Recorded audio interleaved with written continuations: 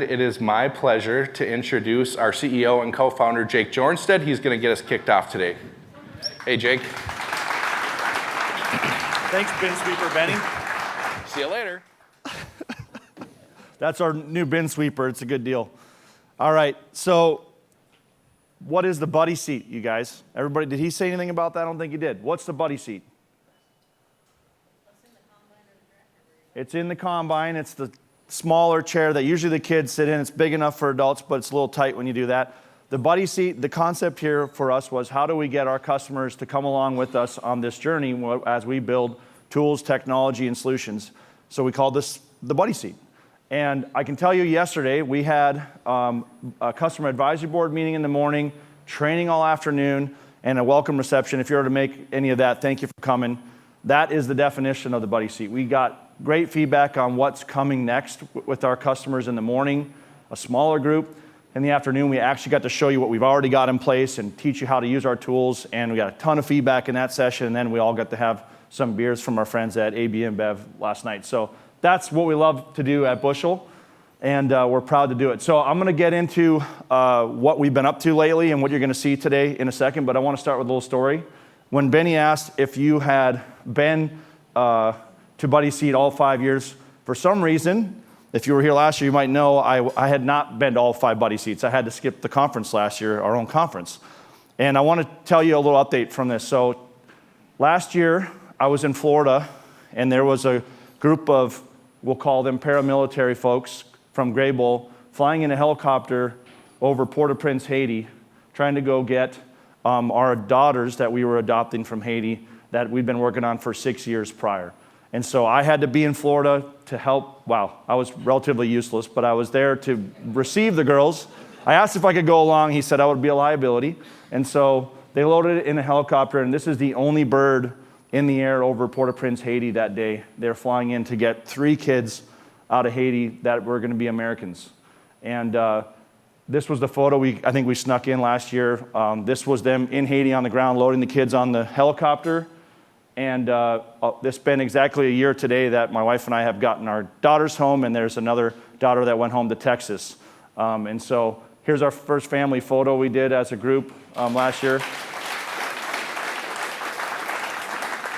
Meet Love, Mirlanda, and Amos. My son's 9, the little one's 7, and Meet Love is 13 now. She rolls her eyes at me a lot. I'm still figuring out women and teenager all at the same time. That's a challenge. And the final picture from the last day of school, they all did well in school their first year.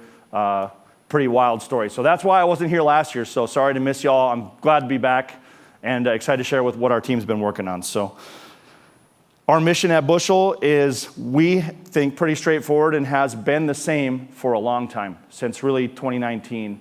It is to connect this industry with digital infrastructure, whether it's helping you work through your ERP partners to make the workflows work for your customers and your farmers, whether it's working with Bushel's tools to make money flow for your business more efficiently.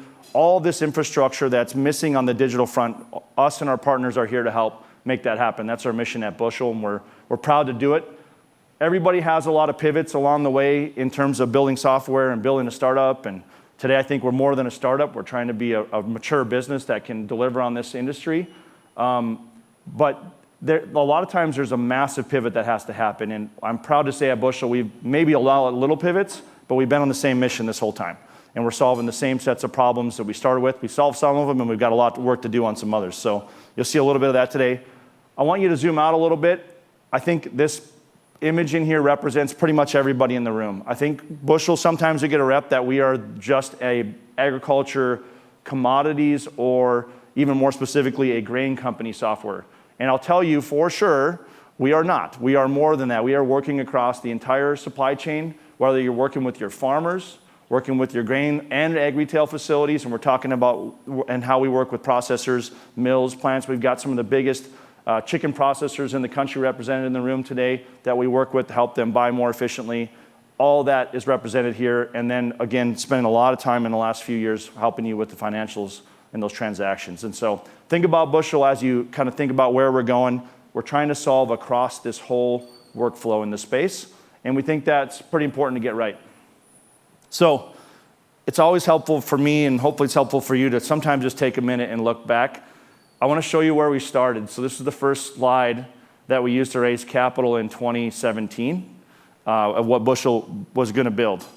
And by the way, we were not called Bushel. This was the best name we could come up with at the time, M-Agri. Pretty glad that Camille and team told us we need to change that. Bushel's a better brand than that. But this was what our vision was. We said, hey, we could build an app that can do tickets, some contract information, markets, and notifications. That was, and actually we pitched the Arthur companies on that, and they said, that would be an improvement over nothing. And so let's get there on that. And they were one of our first customers to do it. This is where we started. If you were around during that time, it was a wild time because we had no idea what we were getting into. When we started, we thought we could make this app work across any facility. We learned first at the Arthur companies about what ERP system they were running. And then we went to the next customer. We said, hey, we did this for somebody. We'll do it with you. No, we're running a different ERP system. And turns out there's like 23 major ERP systems in the ag industry, and we had no clue. And so thankfully we were ignorant, and we just beat our heads against that problem for a long time until we found that we've got partners, integrations that work.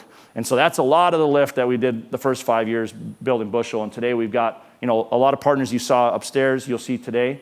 Those are now integrations that make sense. When we started, we were doing some challenging things to make that work. And today we've got partners across the industry that I'm proud to say will work with us on this stuff and make your businesses really work. I think my clicker's dead. Do you want to go to the next one? There we go. Hit it.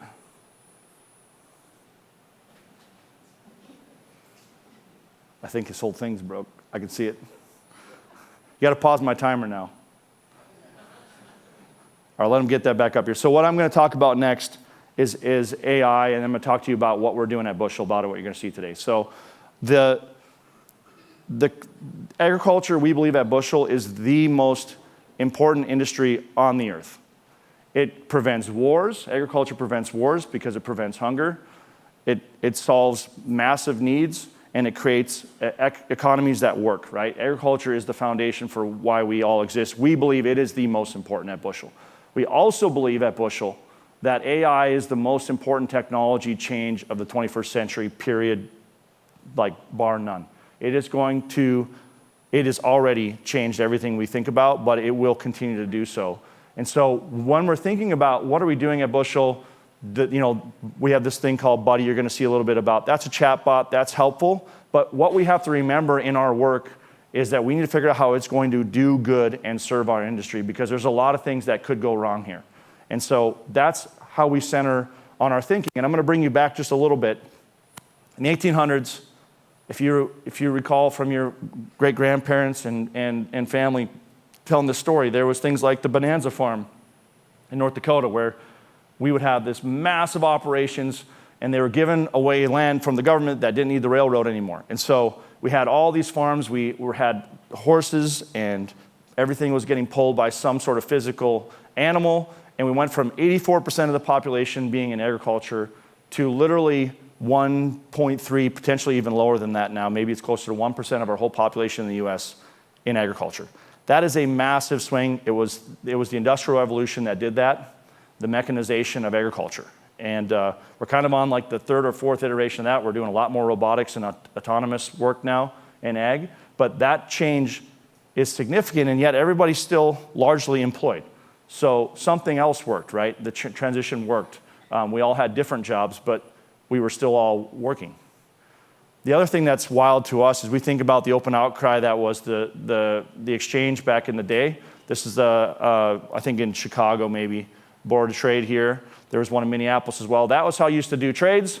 And today your farmer can be up late at midnight thinking about the business, make an offer, and have you have a grain bought in the morning. And so no humans involved, let alone having to have the whole place staffed. And so that's a huge improvement, and that's just a bit of what computing and software did, because the computing piece and the internet changed the exchange, and software made it possible for us to deliver these things live without a human interaction. And yet all of you are still in the space, and you're still all employed doing what matters for agriculture. This is an incredible slide. I want you to just read this a little bit. Everything you're going to read on this slide did not exist before Y2K, okay? So 26 years looking back, and really just hardly over 20.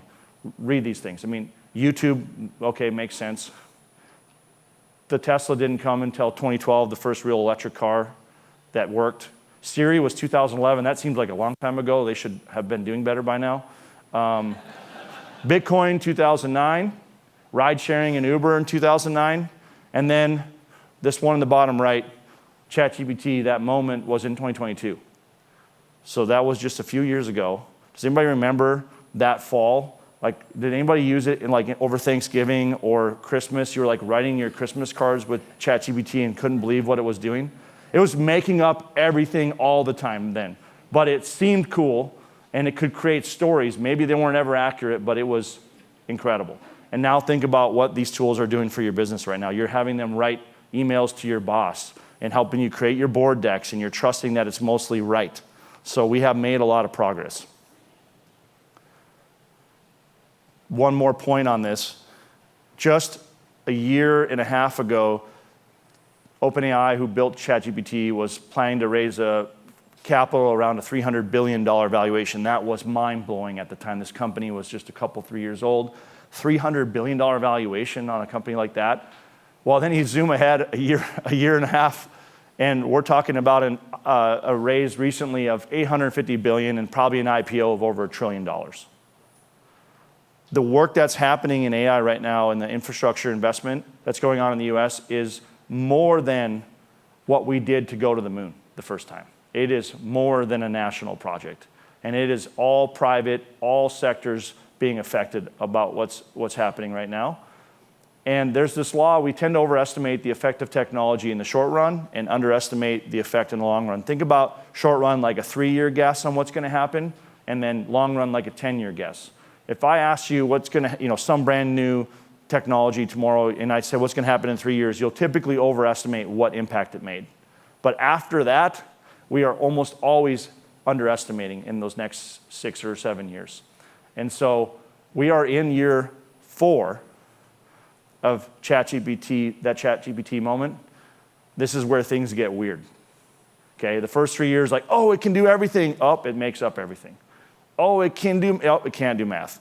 You go through all these iterations, and now we're in year 4, and things are about to get weird, okay? We are building software at Bushel in minutes and hours, writing 1,000+ lines of code. When we would do that, it would, in the past, even recent past, would take us months and quarters to get that work done. And it's pretty darn good. Some of our team on how good it is, but it's pretty darn good at what it does.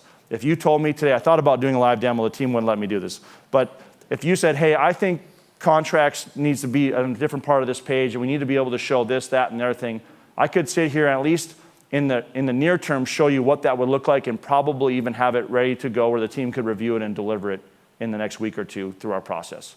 But that process used to take months for us. And so it's changing everything. And so part of our commitment at Bushel is what are we going to do about it? And what we need to do about it to our customers is show you that we can deliver more value faster, because the only way you can be a software company is if you're adopting these tools. And so you're going to see a ton of stuff this afternoon. You're going to see progress that we've made. Some of these things have happened in the last few weeks that we didn't think were going to get done until later this year. And so there's just a lot of progress being made. But I want to remind you about what you're going to see, and then you'll hear some details from the team as we go. So we built, and where it started was this customer portal, and it actually was just the app with a scale ticket in it.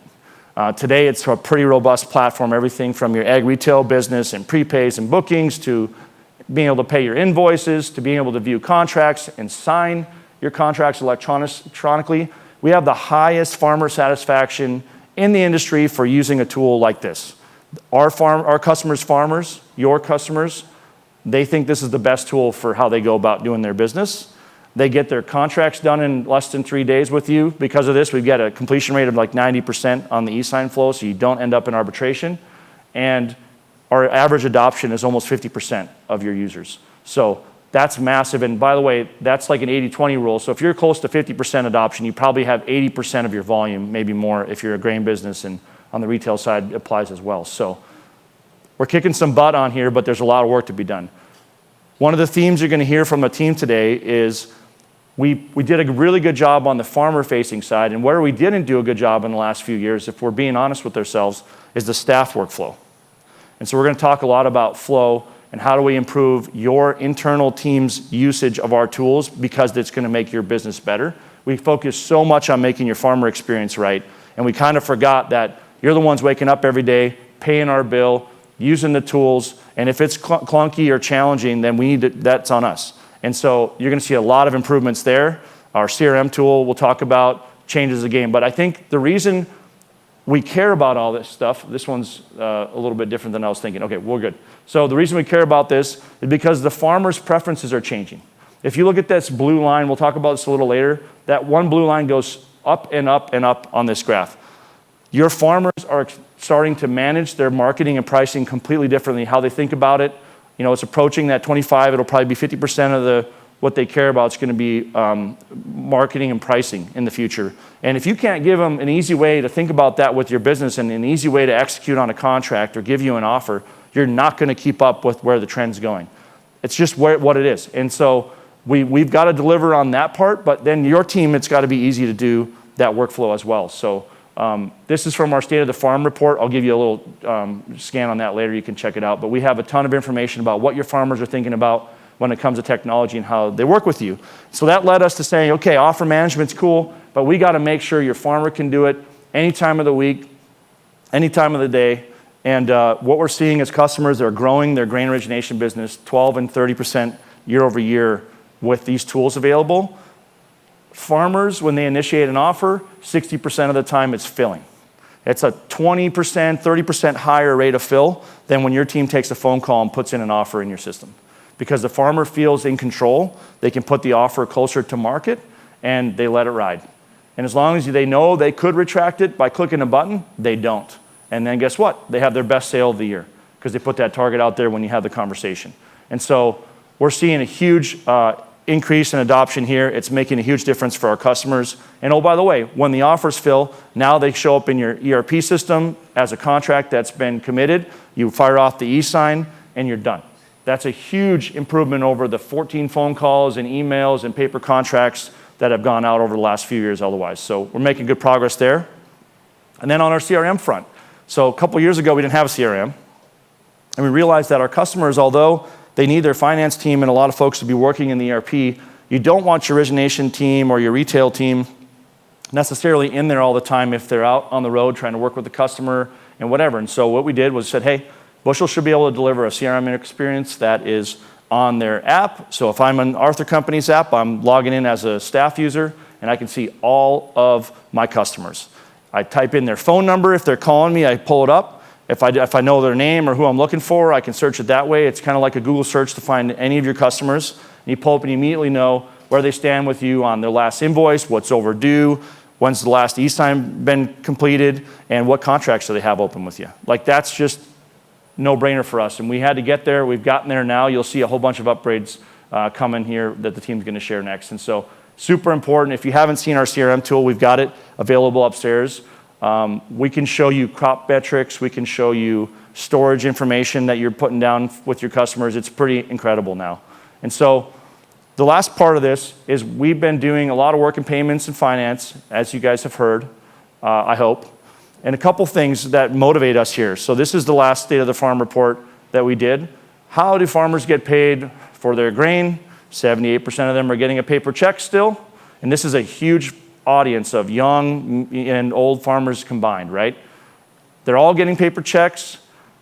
Almost half of them are okay with a paper check, but not necessarily, like that trend line's wrong. Like they don't want a paper check, but that's how they're still getting paid, right? And ACH adoption, they want more of that.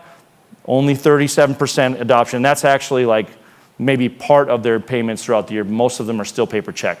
That's a driver for us. We want to change that. We think the future is no check. We know the government thinks that you shouldn't be writing checks. Whitewashing is a big problem, and fraud's a big issue. We're going to have a panel on fraud here in a minute. So the other reason is we're still paying almost 70% of our invoices with paper check. Well, guess what happens? Your DSO is longer. You're sending a paper invoice in the mail. You're waiting for the farmer to decide that it's time to pay, and oh, they missed the date, and you don't feel good about charging them a late fee, so you just wait till the money gets there. This is how it goes. This is how agriculture works right now. And although farmers are okay with that, as you can see, it's similar percentage, they're all looking at other paths, right? Everybody's more interested in using some financing tools. There's certainly more interest in using ACH from their bank. Even credit cards are ahead of where the actual adoption is. And so this is all the motivation for why we spent the last few years now building the best payments system in agriculture. We have taken the farm credit system, the ag financing players, all of the plaid connections from the bank accounts around the country, and put it into a single experience we call the wallet for the farmer, where they can manage to pay you any way that they want and completely online. I want to pay from a bank account today. I'm going to pay from my bushel account tomorrow. And on Wednesday, I'm out of money and I'm going to be paying on my American Express or my Visa card. And so that is something that we've completed that you hadn't seen maybe all that yet. We're proud of it, and you're going to hear a little more of that. And it led us to this creation of what we call the bank account built for the American farmer, the best bank account built for the American farmer. Today, our customers can keep cash in these accounts, make 2.75% interest on their money, completely liquid, $5 million of FDIC insurance. Let me know what farmers are getting $5 million of FDIC coverage on their banks. They don't.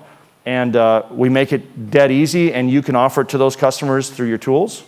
And it led us to the creation of this final evolution of our tool that used to be called Bushel Farm, now called the Bushel app.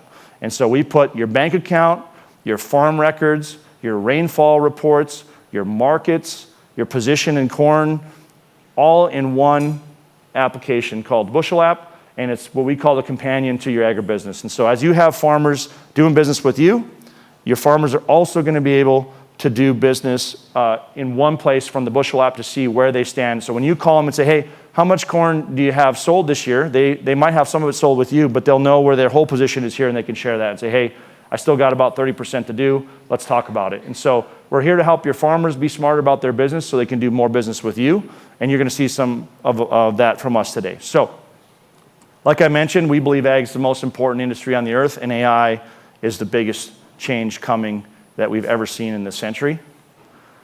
We haven't solved all the problems. We know that, and I don't think Bushel's here to solve this problem. But hopefully today, you can come away from our conversation and see our commitment to delivering some real solutions for your business. Our promise is that we're going to use these tools with AI to eliminate the friction that we see in the supply chain, empower your business, make better workflows, and more trusted connections with your farmer. We're going to do our damnedest to not lose your trust. We're not going to lose your farmer's trust, and we're going to deliver great solutions that work for you. So thank you for being on Team Bushel. Thank you for being part of this, and I'm looking forward to the rest of the day, and I'm going to introduce to you our next speaker.